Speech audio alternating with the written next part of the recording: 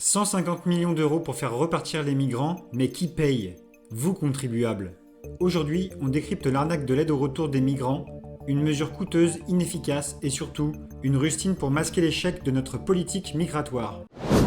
150 millions, c'est 10 hôpitaux qu'on pourrait sauver, des écoles qu'on pourrait rénover, l'argent qui manque à nos retraites et à nos forces de l'ordre. Sur le sujet des migrants, parce qu'on a appris hier que le gouvernement avait augmenté le montant de l'aide au retour pour les migrants en situation irrégulière.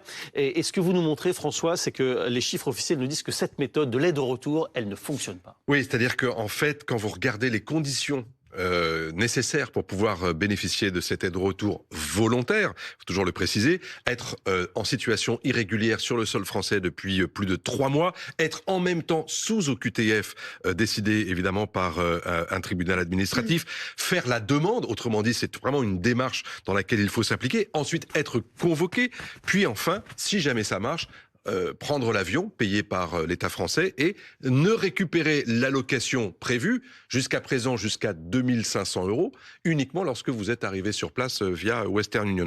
Alors quand vous regardez les chiffres, effectivement, vous vous dites non, ça ne marche pas. Pourtant, c'est en place depuis quand même plusieurs années.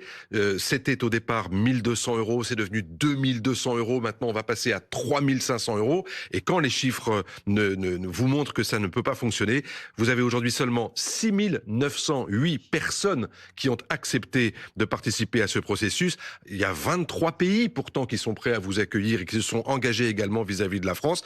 Mais regardez ces chiffres par rapport à la masse, en l'occurrence, de migrants. Ceux qui ont traversé, par exemple, la Manche en 2025, 39 000, 140 000 OQTF prononcés en 2024. Ouais. Donc oui, c'est effectivement très faible. Ça risque éventuellement peut-être de marcher dans ce fameux processus 1 contre 1 engagé par la Grande-Bretagne et la France. On vous envoie, on vous prend un immigré qui est en situation régulière et qui a, j'allais dire, qui a marché dans les clous pour venir jusqu'à nous. En échange, on vous en renvoie un autre qui est en situation irrégulière. Ça, éventuellement, ça pourrait marcher parce qu'encore une fois, ça peut fonctionner à petite échelle avec des volontaires. Seulement 10-15% des migrants acceptent de partir. Beaucoup reviennent après avoir touché l'argent. Les pays d'origine ne coopèrent pas, la France paye pour des retours fantômes. Alors ça fonctionne moyennement en fonction, en règle générale, soyons très clairs, ça ne fonctionne pas vraiment. La France est un des pays les plus généreux. La Belgique, par exemple, offre 250 €. Il faut reconnaître que ce n'est pas très incitatif. Plus bien entendu les frais de transport, les frais de réintégration, etc.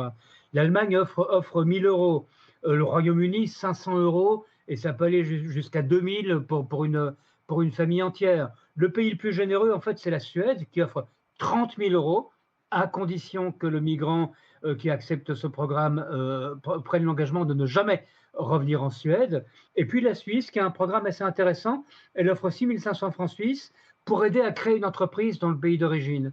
Cela étant, ce sont des emplâtres sur des jambes de bois parce que pour des raisons diverses qui vont des crises climatiques aux crises politiques, on voit bien que l'immigration légale et illégale ne vont faire qu'augmenter dans les années à venir et qu'on n'arrive pas à les gérer. Plutôt que de dépenser des millions pour des retours bidons, sécurisons nos frontières comme l'Australie, les États-Unis ou la Hongrie. L'immigration doit être contrôlée, pas subie. Assez de gaspillage. 150 millions pour les migrants, c'est 150 millions volés aux Français. Partagez massivement si vous en avez marre.